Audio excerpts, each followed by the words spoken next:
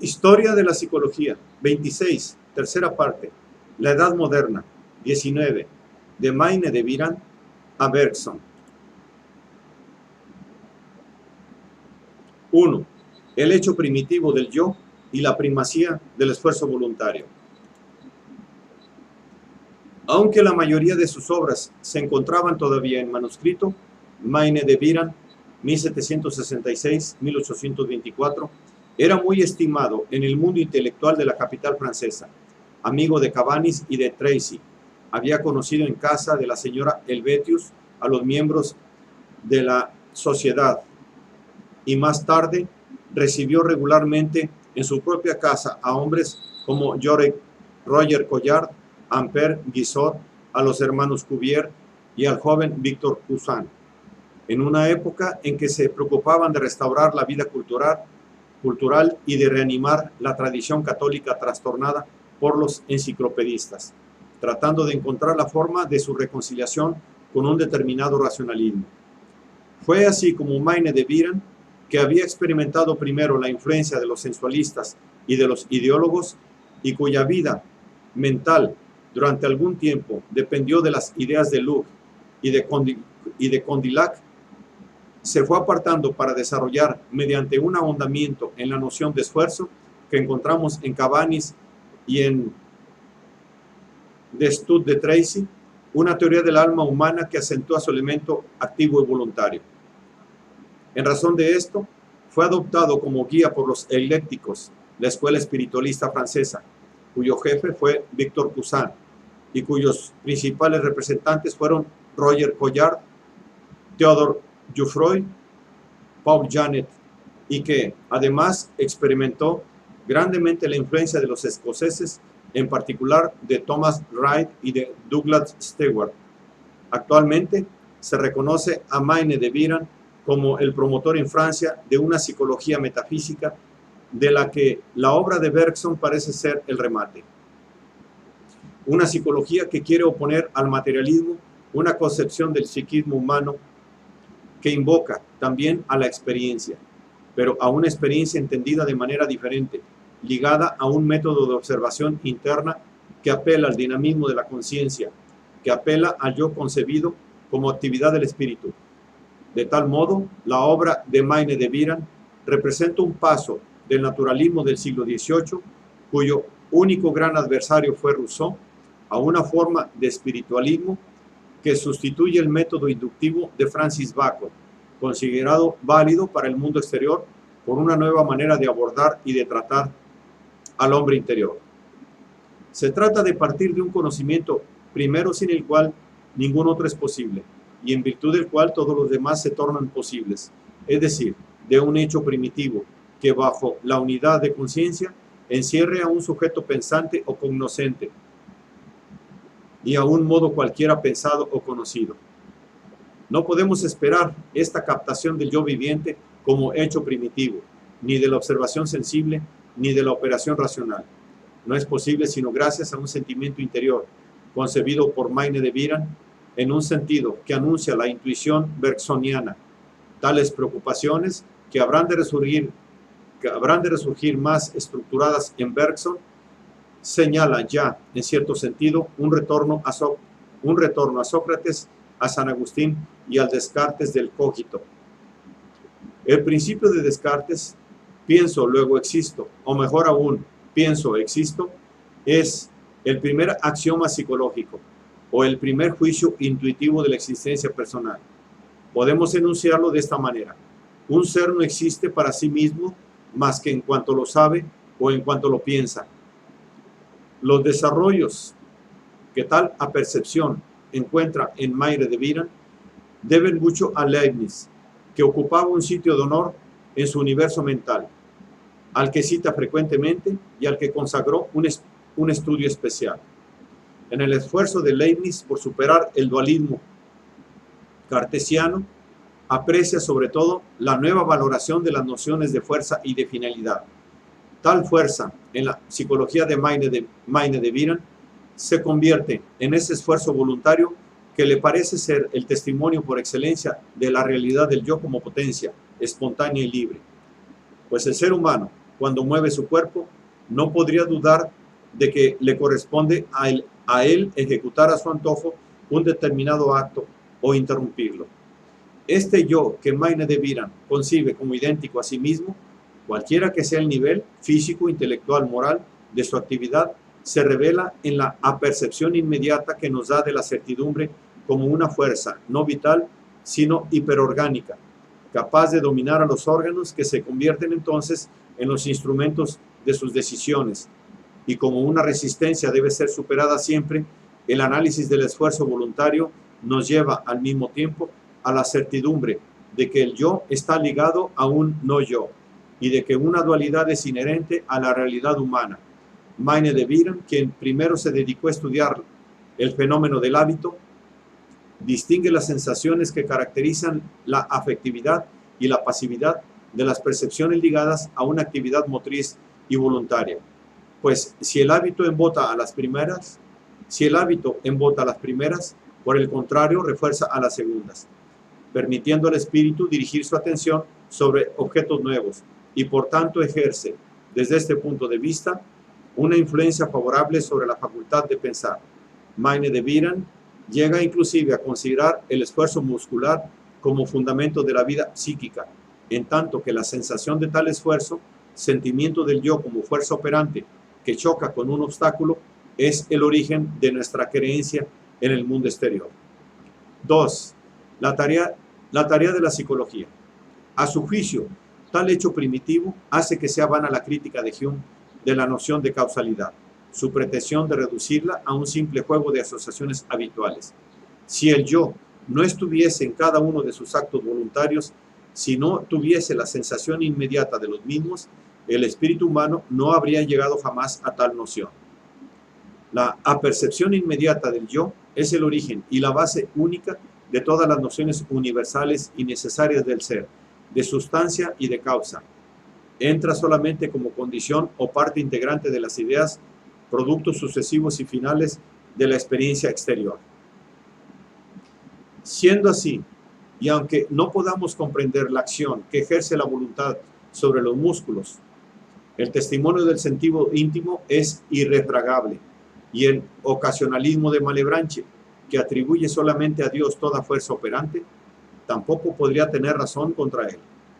Por tanto, el problema no estriba en eso, estriba más bien, según Maine de Biran, en saber cómo es que el yo llega a localizar sensaciones experimentadas como propias, a reconocer objetos provistos de cualidades determinadas y a enunciar juicios universales.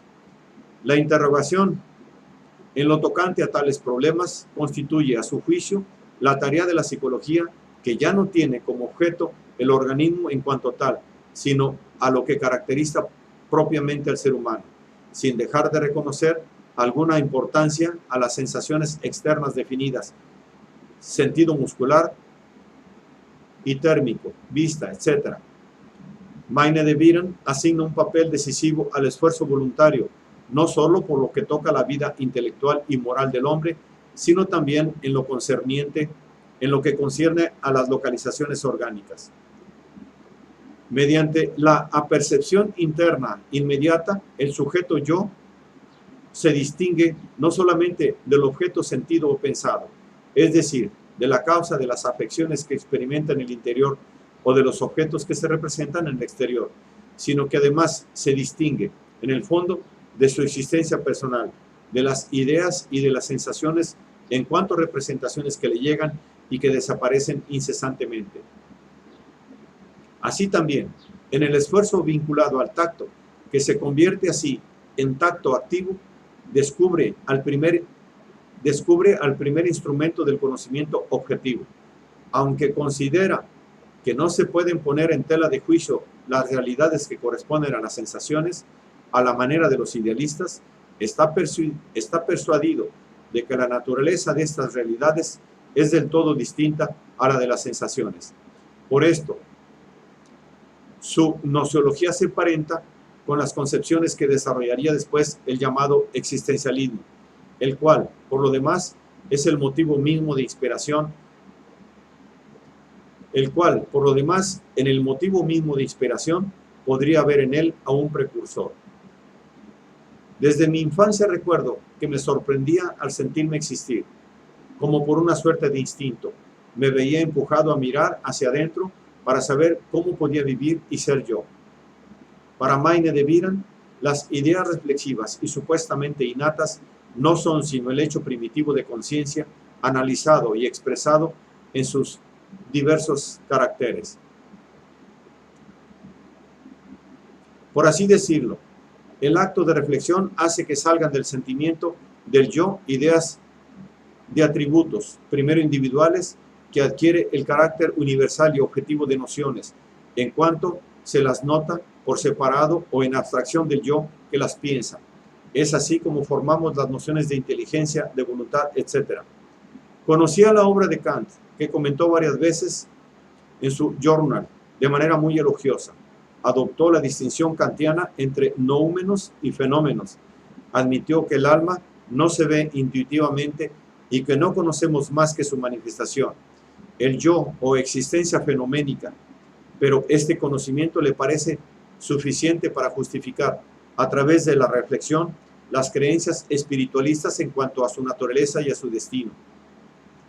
La apercepción inmediata interna de la fuerza productiva ¿no es acaso una suerte de rayo directo de luz primera que capta la conciencia? Y la conciencia refleja de fuerza y de actividad libre, que da un objeto inmediato al pensamiento sin salir de sí misma. ¿No es acaso una suerte de luz que se refleja de cierta manera del seno de lo absoluto? Y a la concepción kantiana del conocimiento como síntesis espontáneas de los datos brutos de la experiencia amorfa y de las categorías del entendimiento, opone que el acto cognoscitivo es esencialmente actividad, esfuerzo, volición, nociones que en él sustituyen a las formas de la sensibilidad. 3. La libertad y la vida afectiva. Habría que considerar sobre todo lo que Maine de Biran, al que importantes funciones políticas no le impidieron fundar y presidir en Bergerac una sociedad médica que agrupó no solamente a médicos, sino a sabios de diversa formación, escribió acerca de la psicología bajo el aspecto de la sensibilidad. Observaciones sobre el sueño y los sueños, fenómenos de sonambulismo, formas de enajenación.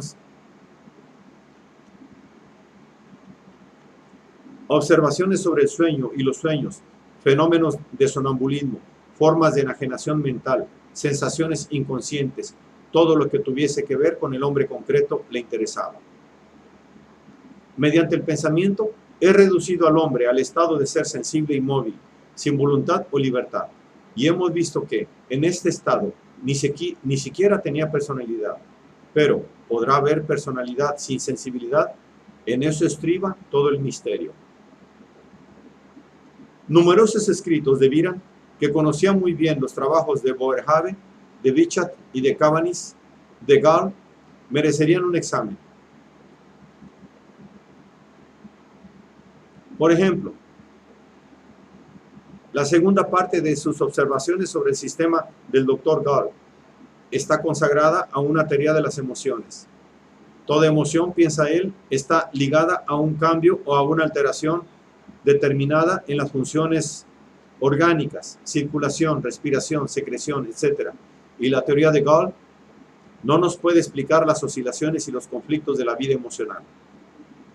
Si las facultades afectivas tienen su sede en el cerebro, al igual que las facultades intelectuales, ¿de dónde viene entonces esa oposición y esa lucha que sentimos en nosotros mismos entre dos principios de movimientos y de determinaciones? Esta facultad de querer, verdadera fuerza motriz, unas veces dominante sobre la de las pasiones, los instintos y los apetitos, que tiran en sentido contrario como en el sabio estoico, otras veces en equilibrio con ella, como en las afecciones razonables, otras veces más subyugada, como en esas pasiones verdaderamente desdichadas en la que nos sentimos arrastrados por una suerte de fatum.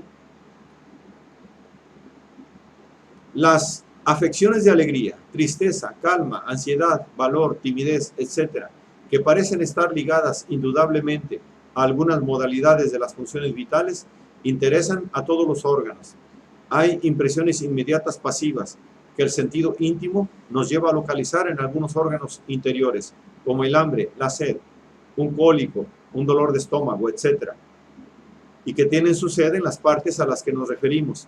Pero hay otras que el sentido íntimo es incapaz de atribuir a una determinada parte del cuerpo. Si podemos saber fisiológicamente que nacen a consecuencia de tal lesión orgánica o que acompañan a un modo de alteración de algunas funciones esenciales a la vida, no las sentimos en los órganos lesionados más de lo que sentimos los movimientos propios de las funciones de estos órganos. Tales afecciones modifican el sentido general de nuestra existencia, nos hacen inmediatamente felices o desgraciados, sin que sepamos cuál es la parte de nosotros mismos que de tal manera se afecta. A pesar de todo, el estoicismo posible, el espíritu no puede sustraerse a las variaciones necesarias del organismo y del alma sensitiva. Esta alma se entristece, se desanima o se eleva y se regocija conforme a algunos estados sucesivos de la máquina y por causas por completo independientes de la inteligencia y de la voluntad. Todo lo que puede hacer el yo es desviar su atención y luchar con más o menos esfuerzo, pero hay estados del alma y del cuerpo en los que toda lucha es imposible.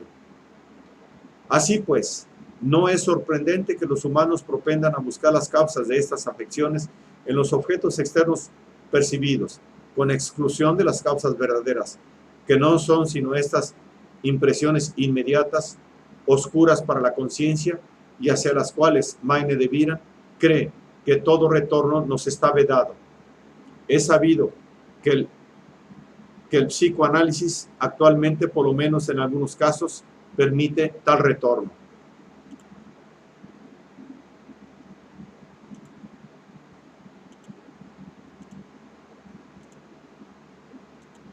Si se inclinó primero hacia el estoicismo, al admitir que el alma puede encontrar en sí misma la fuerza necesaria para superar una inestabilidad afectiva que él experimentaba en sí mismo cruelmente, Maine de Biran llegó a convencerse de que era necesario para realizarlo un auxilio venido de fuera, un auxilio cuyo deseo en el corazón del hombre le parece dar fundamento a la existencia de un ser distinto del hombre, y su psicología desemboca finalmente, como lo hará más tarde la de Bergson, en un misticismo que otorga un privilegio a la religión cristiana.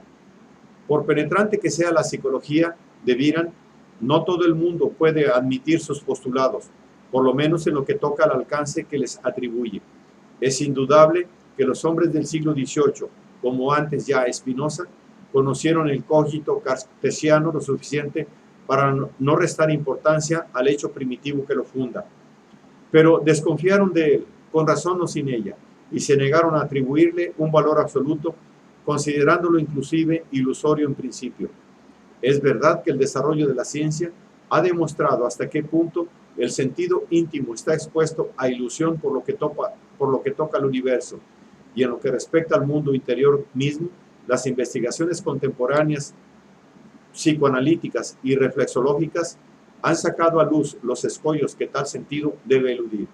Pero sigue siendo verdad que Maine de Biran, al insistir en el sentimiento de la libertad, tuvo el gran mérito de reconocer el valor del dinamismo del yo en cuanto fuerza operante.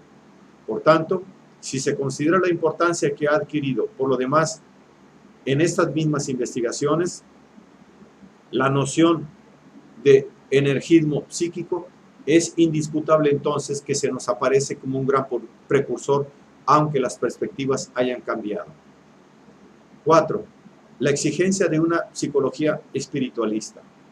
Antes que Bergson, que pretende refutar los criterios fundamentales de una mentalidad preocupada, en su época, por instaurar una psicología científica en la acepción positiva del término, la exigencia de Maine de Biran fue confirmada por hombres como Félix Rabison, 1813-1900, Jules Lachelier, 1834-1918, y Émile Boutroux, 1845-1921, de quienes los dos últimos fueron maestros de Bergson en la Escuela Normal Superior.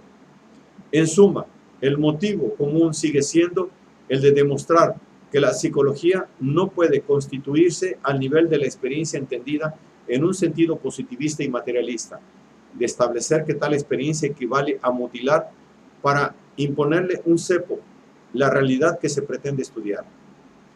Tal reivindicación, que seduce a muchos espíritus, tiene en su contra a quienes no ven en ella sino una reacción sentimental que quiere sustituir las investigaciones en las que la observación objetiva y la experimentación son las únicas que pueden garantizar el progreso por intuiciones que no pueden verificar. Tal oposición de principio confirma el condicionamiento de las investigaciones por presupuestos de orden filosófico que ponen en juego una determinada concepción del hombre, sin querer entrar en la esencia del debate ni prejuzgar acerca de los resultados que pueden aportar las ciencias psicológicas de laboratorio. Nos está permitido observar que la introspección, entendida como fuente de revelación por la conciencia, es susceptible de proporcionar elementos muy diversos, de los cuales uno encuentra rápidamente en el investigador una suerte privilegiada. Si podemos admitir en rigor, para no remontarnos más lejos en el pasado, que Descartes y Kant coinciden, por lo menos en favorecer el pensamiento puro, y que sus discrepancias acerca de su naturaleza y de su alcance nacen en virtud de un análisis subsecuente, también es verdad que otros psicólogos metafísicos se ven llevados a considerar como datos fundamentales unas veces el acto libre y voluntario, Maine de Vina, otras veces la voluntad de sobrevivir, Schopenhauer, o la voluntad de dominio, Nietzsche, hasta llegar a esa duración pura que se revela a Bergson, investigador de los datos inmediatos de la conciencia, como la realidad por excelencia.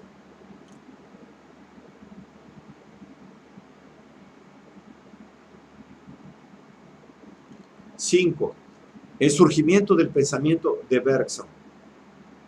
Es sabido que la tesis de Bergson, Ensayos sobre los dones inmediatos de la conciencia, es de 1889, el año en que Pierre Janet presentó la suya acerca del automatismo psicológico. Esta primera gran obra de Bergson, como la que vino después, Materia y Memoria, ensayo acerca de la relación del cuerpo con el espíritu, 1896, con las dos colecciones de ensayos y de conferencias que llevan por título La energía espiritual, 1919, y El pensamiento y el movimiento, de 1934, son esenciales para el conocimiento de su psicología.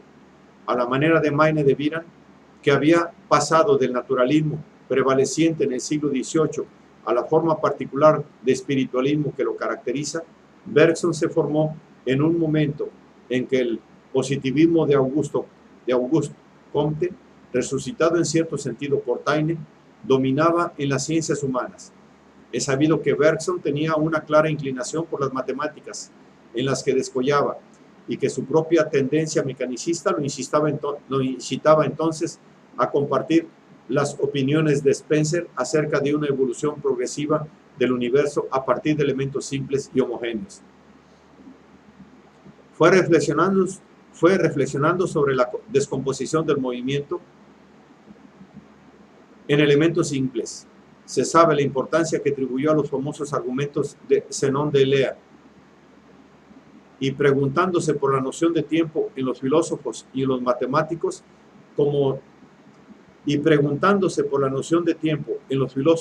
matemáticos, como se había llevado a su psicología introspectiva. No sospeché en absoluto, cuando comencé a criticar la idea que la filosofía y la mecánica se hacen del tiempo, por ejemplo, que me encaminaba hacia estudios de psicología y que llegaría a tratar con los datos de la conciencia. Una psicología introspectiva que desemboca en la metafísica, como la de Maine de Biran. Bergson elogia a este último por haber concebido la idea de una metafísica que se elevaría cada vez más alto hacia el espíritu en general, a medida que la conciencia fuera descendiendo cada vez más bajo en las profundidades de la vida interior. Se convenció de que tal modo Se convenció de que tal método tenía un gran porvenir y de que, si se hubiesen estudiado el espíritu y el psiquismo con tanta devoción como la materia, hoy tendríamos probablemente una ciencia que sería a nuestra psicología actual lo que nuestra física es a la de Aristóteles. 6. Los datos inmediatos de la conciencia y el yo profundo. En el ensayo, Bergson denuncia la ilusión que, a su juicio, fundamenta el determinismo psicológico, la de considerar los estados de conciencia como unidades distintas, como suertes de átomos psíquicos regidos por leyes asociativas. Lo que revelan los datos inmediatos de la conciencia es la realidad móvil de la adoración pura o tiempo vivido, fusión de lo que llamamos, por una parte, por una suerte de astucia del lenguaje, estados de conciencia. Pues no se trata de elementos cuantitativos que se puedan separar ni enumerar, sino de una continuidad cuya aparente multiplicidad es por completo cualitativa. Se trata de momentos heterogéneos que se penetran, se mezclan y se organizan de tal modo que no sabríamos decir si son uno o varios y que no se pueden captar bajo el aspecto de la cantidad sin desnaturalizarlos. Este descubrimiento llevó a Bergson a oponer románticamente al yo exterior y social un yo profundo, cuyas manifestaciones comprueban la libertad humana. Una libertad que es y no puede ser más que una experiencia vivida, vivencia, que no podríamos intentar definir sin dar razón al determinismo, pues no es sino la determinación del acto por el yo entero, un hecho, y entre los hechos que observamos no hay uno que sea más claro. Es sabido que el tema constante de la obra de Bergson es esa distinción radical que quiere establecer entre duración y espacialidad, y que tiene en él como corolario una distinción entre la inteligencia, que no se representa claramente más que lo discontinuo, y el instinto. Si podemos encontrar de su puño y letra muchas correcciones a su afirmación de que la inteligencia está caracterizada por una incomprensión natural de la vida, no es menos cierto que su intuicionismo está fundado en una verdadera oposición entre la inteligencia así determinada, orientada hacia la acción y la fabricación de utensilios, y el instinto. Sabemos que su teoría debe mucho a las observaciones del entomólogo Fabre, que le proporcionan los ejemplos mediante los cuales quiere demostrar que el instinto capta lo real desde dentro, gracias a un conocimiento más que representado, vivido, efectuado e inconsciente, que continúa el trabajo mediante el cual la vida organiza la materia. Tal parece ser el instinto paralizador en diferentes especies de himenópteros, particularmente en el Sphex, que procede a la manera de un hábil cirujano. Llegamos de tal manera a una concepción mística de los actos instintivos que han de poner a prueba los naturalistas. Lo que importa psicológicamente es que el instinto puede convertirse en el hombre en fuente de conocimiento, transmutarse en intuición, según la más notable definición que da Bergson, de un término que no siempre tiene en él contornos muy precisos. La intuición, el instinto que se hiciera desinteresado, consciente de sí mismo, capaz de reflexionar sobre su objeto y de prolongarlo indefinidamente. Es sabido que Bergson distó mucho de aprobar las opiniones de los surrealistas acerca de la manera de captar la vida profunda. Si es verdad que algunas de sus páginas, en particular su afirmación de que el yo de los sueños es la vida mental por entero y una suerte de espíritu en estado puro, parecen dar pábulo a tales concepciones, de inmediato insistió en el esfuerzo que exigía el método que preconizaba. Esfuerzo para remontar la pendiente de los hábitos mentales, nacidos del trato con las cosas, y el lenguaje, para alcanzar la fluidez del tiempo real en su indivisible pasar. Pero es innegable que hay en su pensamiento a este respecto alguna ambigüedad. 7. Las dos memorias. Una vez que hubo identificado memoria y conciencia en el ensayo, se impuso la tarea de mostrar que la memoria no está en dependencia del cerebro, en el sentido en que se entiende habitualmente, y que se reduce a las huellas dejadas en él por el influjo nervioso. De demostrar la existencia, al lado de los recuerdos motores ligados al organismo, de recuerdos puros, garantes de una vida psíquica independiente. Para realizar esta demostración, pretende colocarse en el terreno mismo de las conciencias positivas. Me propuse el problema siguiente. ¿Qué es lo que la fisiología y la patología actuales enseñarían acerca del viejo problema de las relaciones de lo físico y de lo moral a un espíritu que no hubiese tomado partido de antemano, decidido a olvidar todas las reflexiones a las que hubiese podido entregarse a este respecto, decidido también a pasar por alto en las afirmaciones de los sabios todo lo que no es la comprobación pura y simple de los hechos? Y me puse a estudiar. Me percaté rápidamente de que el problema no se prestaba a una solución provisional y ni siquiera a una formulación precisa, más que si se le restringía al problema de la memoria. En la memoria misma me vi llevado a trazar una circunscripción que fue necesario estrechar cada vez más. Después de haberme detenido en la memoria de las palabras, vi que el problema así formulado era todavía demasiado amplio y que es la memoria del sonido de las palabras lo que plantea la cuestión de su forma más precisa y más interesante. La literatura de la afasia es enorme. Empleé 5 años en hojearla y llegué a la conclusión de que debe haber entre el hecho psicológico y su sustrato cerebral una reacción que no responde a ninguno de los conceptos ad hoc que la filosofía pone a nuestro servicio. Después de haber sometido a un estudio crítico la teoría de las localizaciones cerebrales, cree demostrar que, por concluyente que parezca ser en lo que concierne a la afasia, se debe contemplar en una perspectiva del todo distinta de la de un simple paralelismo. Pues la lesión cerebral no afecta a los recuerdos mismos, sino solo al mecanismo cerebral que condiciona su evocación.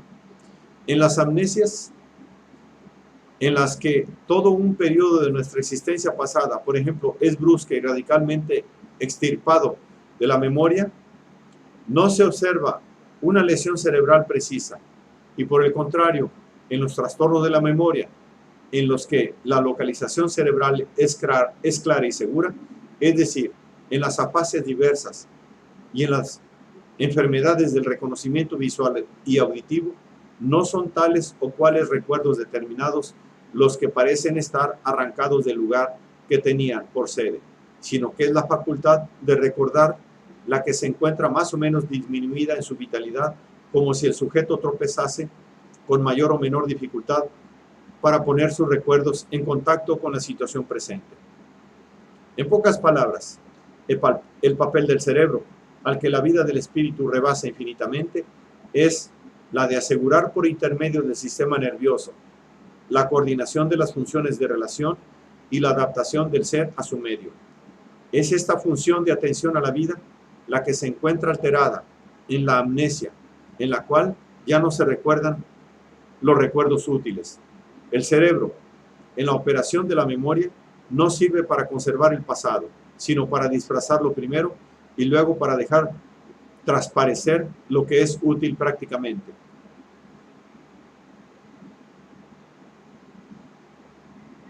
Filtro o pantalla que nos recoge una vida psicológica real en el campo inmenso del sueño. Cuanto más desarrollada está el cerebro, tanto más grande es la indeterminación y variada la elección. El cerebro, en vez de dejar pasar las imágenes, las refleja, pero refleja solamente las que no son útiles para la acción y que entonces componen las representaciones. Es imposible considerar aquí la gnoseología bergsoniana, que ve en las imágenes al mundo mismo, en un sentido en que no deja de recordarnos a Berkeley, y que ve en la percepción pura un acto por el cual nos colocamos de golpe en las cosas. Me limito a recordar que el yo, en la perspectiva bergsoniana, se forma gradualmente en virtud de la separación del cuerpo y de su medio. Los psicólogos que han estudiado la infancia saben bien que nuestra representación comienza por ser impersonal. Poco a poco y a fuerza de inducciones adopta a nuestro cuerpo como centro y se convierte en nuestras representaciones. Por tanto, la concepción bergsoniana cree fundar una radical distinción discutible, pero de interés real para la psicología, entre la memoria hábito inseparable del cuerpo y una memoria imagen que sería independiente de él. La memoria hábito lleva consigo todo lo que se aprende para saber, se adquiere por repetición, descomposición y recomposición del acto, y constituye una maniobra de agujas que un impulso inicial basta para desencadenar. Es el caso de una lección aprendida de memoria y, en suma, de todos los procesos de memorización. En cambio, la historia individual en la que se inserta esta forma de memoria y que es duración vivida, da origen a una memoria que no representa, según Bergson, ninguno de los caracteres del hábito. Se relaciona con un conjunto móvil de recuerdos puros que viven y se conservan en las profundidades de la conciencia, en estado de fantasmas invisibles. Estos recuerdos constituyen el yo profundo, que hunde sus raíces en un inconsciente concebido como superabundancia de vida de tono totalmente distinto al que tiene en Freud. Si el pasado se nos queda oculto casi totalmente por el hecho de que las más de las veces está inhibido por las necesidades de la acción, el sueño lo manifiesta, pues el sueño provoca un estado de despego, de desinterés en relación con estas necesidades y fluyen a él recuerdos fantasmas, algunos de los cuales tomarán consistencia si las condiciones se prestan a ello. Entre los recuerdos fantasmas que aspiran a cargarse de color, de sonoridad, de materialidad, por último, solo lo lograrán aquellos que pueden asimilarse el polvo coloreado que apercibo, los ruidos de dentro y fuera que oigo, etc., y que además se armonizarán con el estado afectivo general que mis impresiones orgánicas componen. Cuando esta conjunción se efectúe entre el movimiento y la sensación, tendré un sueño. La distinción radical que Bergson establece entre estas dos formas de la memoria dista mucho de satisfacer a todos los psicólogos. Así, Pierre Janet objetaba que bien podría no concernir más que a una diferencia de niveles en lo que él llamaba conductas superiores. Si algunos hechos pueden invocarse en apoyo de la tesis bergsoniana, sobre todo el del brusco surgimiento de imágenes infantiles de la famosa visión panorámica de los moribundos o de quienes están en peligro de muerte, parece ser dudoso que revivamos en el sueño del pasado, como no sea en forma de imágenes muy fragmentarias. Y este pasado se conserva verdaderamente de manera integral, como quiere Bergson,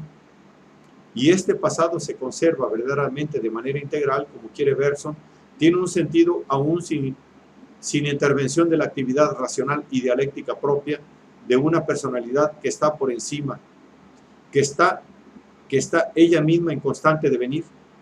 En cuanto a las famosas reminiscencias de Marcel Proust, que parecen reafirmar las concepciones bergsonianas, no parece que sea imposible la explicación de las mismas por el juego de los reflejos condicionados, tal como permite explicar muchas reminiscencias aparentemente inopinadas. A propósito de esto, se puede observar que Bergson, cuando trata de la memoria hábito, casi no considera más que el aparato muscular, siendo así que los condicionamientos interesan al organismo por entero con sus sensaciones internas y externas. Pero sigue siendo verdad que el fenómeno de la memoria, en sus diversos aspectos, no parece explicarse más que si se acepta extrapolar los resultados parciales de las investigaciones. Y los presupuestos de la teoría de Bergson a este respecto no pueden refutarse perentoriamente en el terreno de la ciencia.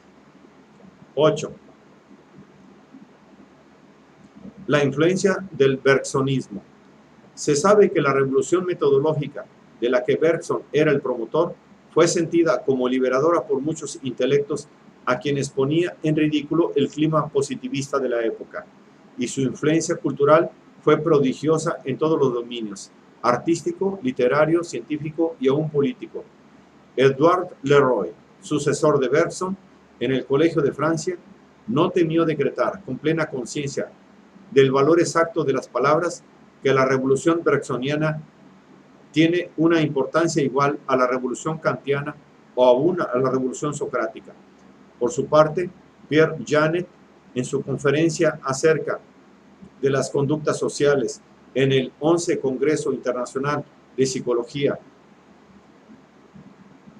en París en 1937, declaró: se ha adquirido poco a poco un programa importante en la concepción de la psicología científica, y es el de que lo esencial de esta objetiva ciencia, si quiere ser y tornarse útil, debe ser el estudio de la acción humana, y que todos los hechos psicológicos deben expresarse en términos de acción. Es una idea que nos inspiró al principio la psicología de Bergson, y que en diferentes formas domina hoy en la mayoría de los estudios de psicología científica. Hay en ella una simplificación y una precisión cuya importancia será cada vez mayor en el porvenir.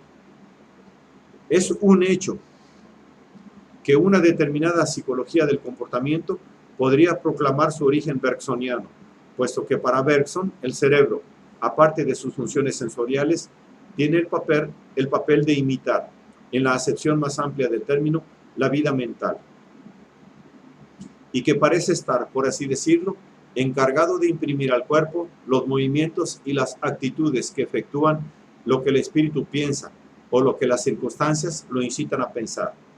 Y es un hecho también que Bergson reconoció la importancia primordial de esta mímica. En virtud de ella nos insertamos en la realidad, nos adaptamos, respondemos a las solicitaciones de las circunstancias mediante acciones adecuadas. Es un hecho también que la tesis bergsoniana de la inteligencia como actividad esencialmente utilitaria ha sido abundantemente explotada con fines diversos.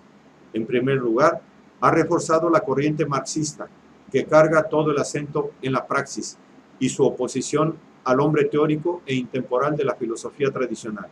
Y basta con considerar la importancia y la variedad de las investigaciones acerca de la función y de la génesis de la inteligencia para convencerse del interés dedicado en lo sucesivo a la inteligencia práctica o sensorio-motriz, trocada en objeto de estudios sistemáticos, tanto en lo que concierne a sus manifestaciones en el adulto como en el niño y aún en el animal mismo. Igualmente, algunos aspectos del bergsonismo han ejercido sin duda una influencia considerable sobre la fenomenología y sobre sus prolongaciones existencialistas: primacía de lo inmediato, tiempo vivido, experiencia pura, distinción entre un yo profundo y un yo superficial. En resumen, si hoy vemos con claridad que el empirismo de Bergson es problemático y que, por otra parte, los dualismos que instaura, cantidad y cualidad, duración y espacio, inteligencia e instinto, memoria, hábito y memoria, imagen, etc., exigen muchas correlaciones. Su papel de fermento dista mucho de haber sido agotado.